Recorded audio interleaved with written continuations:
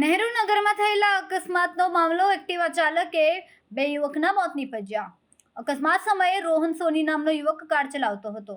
અકસ્માત બાદ રોહન સોની કાર મૂકીને ફરાર થઈ ગયો. વાહનની યાંત્રિક તપાસ કરવામાં આવશે. વાહનની સ્પીડ અને બ્રેકની પણ તપાસ કરવામાં આવશે. રોહનનું લોકેશન પણ મેળવવામાં આવશે. રોહનની પૂછપરછ ચાલી રહી છે. કાર નિમિષા પરેશ સોનીના નામથી રજીસ્ટર થયેલી છે. રોહનની સાથે અન્ય કોઈ કાર છે કે કેમ તેની પણ તપાસ કરવામાં આવશે. કારના ઇન્સ્યોરન્સ કેટલા છે તેની પણ તપાસ કરવામાં આવશે. પૂછપરછ બાદ જો રોહન દ્વારા અકસ્માત સાબિત થશે તો ધરપકડ કરવામાં આવશે. જો કાર રેસ લગાવવામાં આવી હશે તો અન્ય કાર ચાલકોની પણ ધરપકડ થશે. આશરે 1:30 વાગ્યાના સુમારે નહેરુનગર થી શિવરંજની આવતા ઝાંસીની રાણીનું જે બસ સ્ટોપ આવે છે તે બસ સ્ટોપની આગળ જે રોડ પડે છે એ રોડ ઉપર એક્ટિવા ચાલક એટલે એક્ટિવા ચલાવીને જતા બે યુવાનો અને પાછળ સફેદ કલરની બ્રેઝા કે જેનો નંબર GJ27DM9702 ના ચાલકે પૂર ઝડપે ગફલતભરી રીતે ચલાવી બેદરકારીથી એક્ટિવા ચાલકને અકસ્માત કરી અને વ્હીકલ ત્યાં મૂકી અને ભાગી જઈ અને ગુનો કર્યો છે. અકસ્માતમાં જે ઇન્જર્ડ થનાર બે યુવાનો હતા એમાંથી એક યુવાન કે જે અકરમ અલ્તાફભાઈ કુરેશી ઉંમર વર્ષ 22 અને જમાલપુરના રહેવાસી એમનું ત્યાં સ્થળ ઉપર જ મૃત્યુ થયું હતું અને બીજો અશફાક જાફર હુસેન અજમેરી ઉંમર વર્ષ 33 એ પણ જમાલપુરના રહેવાસી એમને હોસ્પિટલ તાત્કાલિક પહોંચાડ્યા હતા અને સોલા હોસ્પિટલમાં સવારે 5:30 એમને પણ મૃત જાહેર કરેલ. આમ બંને યુવાનોનું મૃત્યુ થયું છે અકસ્માતમાં. અને જે ગાડી ચાલક છે એની પણ અમે પોલીસ રાહે તપાસ કરતા એક ગાડી ચાલક અમને નામ પણ મળી આવેલ છે, એની પૂછપરછ ચાલુ છે. ગાડી માલિક પણ મળી આવેલ છે, ગાડી કોણ ચલાવતું હતું એ પણ પૂછપરછ ચાલુ છે. ગાડી માલિકના કહેવા મુજબ ગાડી ચાલકને પણ અમે પૂછપરછ કરી અને જો એ જ હશે તો અમે આરોપી તરીકે એમની અટક પણ કરી દઈશું. આ જે ગુનો છે એમાં ગાડીની ખરેખર સ્પીડ કેટલી હતી એના માટે અમે સીસીટીવી ફૂટેજ પણ આગળ પાછળના મેળવી અને એ સ્પીડ અંગેની પણ તપાસ કરીશું. FSLમાં પણ એની તપાસ કરાવડાવીશું. આ ગાડીમાં ખરેખર એના બ્રેકની કે યાંત્રિક ચકાસણી કરવાની જરૂર જણાશે તો એ પણ અમે RTO દ્વારા એની ચકાસણી પણ કરીશું. ગાડીની સ્પીડ અંગે FSLમાં પણ એના CCTV ફૂટેજ મોકલવાની તજવીજ કરીશું. જો જરૂર જણાશે તો અમે ત્યાં આગળ ગાડી ચાલક આરોપી જ ચલાવતો હતો એના માટે પણ અમે મોબાઈલ લોકેશન અને બીજા અન્ય CCTV ફૂટેજ કે એ ગાડીમાંથી ક્યાંકથી ચડ્યો હોય ઉતર્યો હોય એવા પણ મેળવી અને એ જ ગાડીમાં બેઠેલો હતો એ પણ અમે તપાસ કરીશું.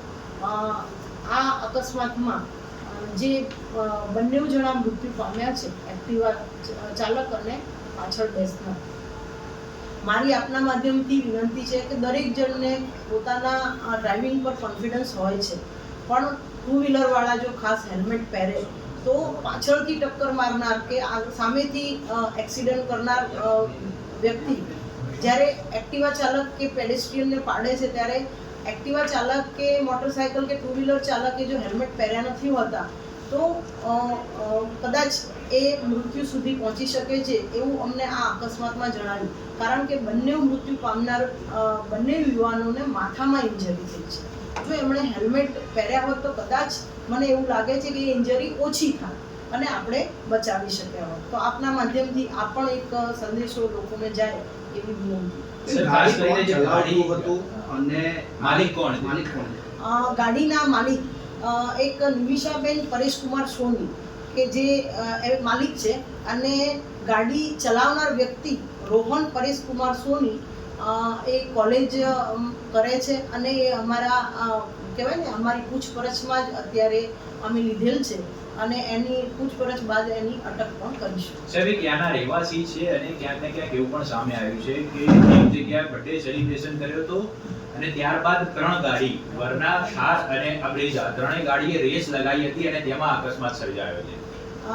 જે આ ગાડીની સાથે બીજી ગાડીઓએ પણ રેસ લગાવેલી એવું જો અમને CCTV ફૂટેજમાં દેખાશે તો એ પણ અમે તપાસનો મુદ્દો લઈ અને તપાસ કરીશું અને જો એવી રેસ કરી અને ખૂબ સ્પીડે ચલાવી હશે તો એ અંગેની અમે કલમનો પણ ઉમેરો કરીશું. મીડિયા પાસે સીસીટીવી છે જેમાં 3 ગાડીઓ ફૂલ સ્પીડે આંબાવાડીથી નહેરુનગર તરફ આવતી દેખાય છે. રોહનનું શું કહેવું છે આ મામલે? ખરેખર તેઓ ક્યાં નીકળ્યા હતા, કાલ રાત્રે ક્યાં ગયા હતા, કયા સંજોગોમાં બનાવ બન્યો?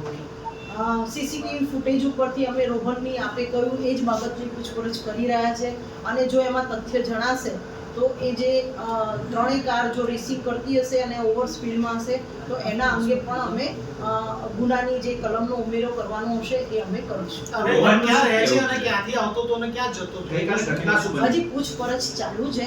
પૂછપરછના અંતે એ ક્યાંથી આવતો હતો, ક્યાં રોકાણો હતો અને ક્યાંથી એ જમીને નીકળ્યો તો એ બધું જ પૂછપરછમાં અમને રહે છે ક્યાં?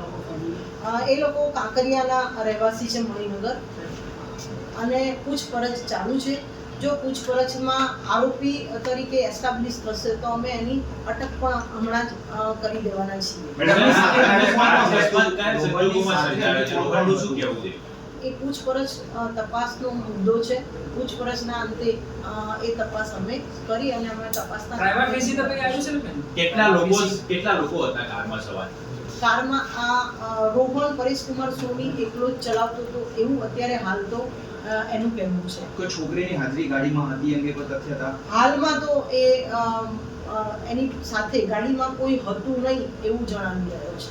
એક બાજુ નાઇટ પેટ્રોલિંગના દાવા કરવામાં આવે છે, સતત અમદાવાદમાં અકસ્માતના બનાવ વધે છે, સતત મોતના બનાવ વધે, પણ ક્યાંય જમીન ઉપર પોલીસની કામગીરી અને નાઇટ પેટ્રોલિંગ દેખાતું નથી.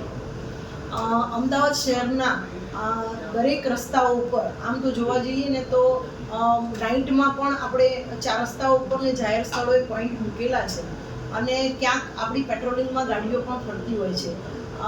કદાચ એવું કહેવાય કે ગાડી જે પોલીસની પેટ્રોલિંગમાં ફરતી હોય એ દરમિયાન અકસ્માત ન બન્યો હોય તો આપના કહેવા પ્રમાણે એવું તમને લાગે છે, પરંતુ નાઇટમાં પણ ડીસીપી લેવલના 2 અધિકારીઓ, એસીપી લેવલના 4 અધિકારીઓ અને પીઆઈ એમ કરી અને બહુ મોટી સંખ્યામાં આપણે નાઇટ પેટ્રોલિંગ રાખીએ જ છીએ.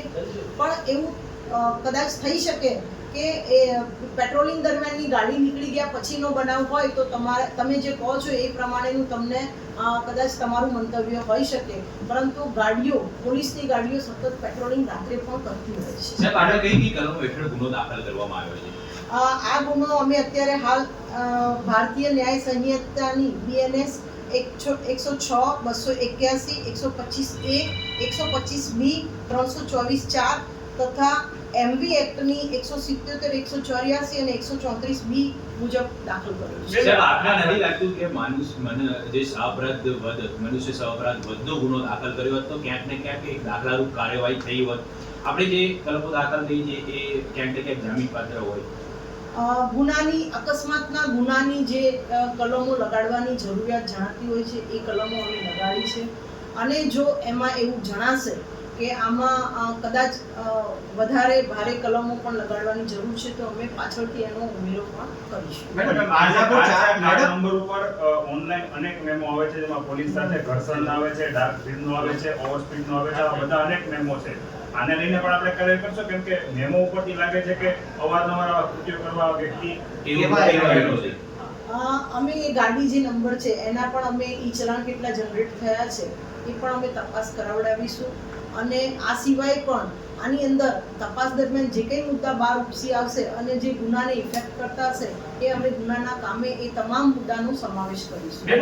એક બાજુ તમે હેલ્મેટની વાત કરી, પરંતુ અમદાવાદ શહેરમાં રાત્રે સીજી રોડ છે, સિંધુ ભવન રોડ છે, સેટેલાઇટ રોડ છે, ત્યાં દૈનિક લોકો જાહેરમાં બર્થડે સેલિબ્રેટ કરતા હોય છે, રેસ લગાડતા હોય છે, રાત્રે ચાની કીટલીઓ. રિપોર્ટર શરીફ ગાંજી.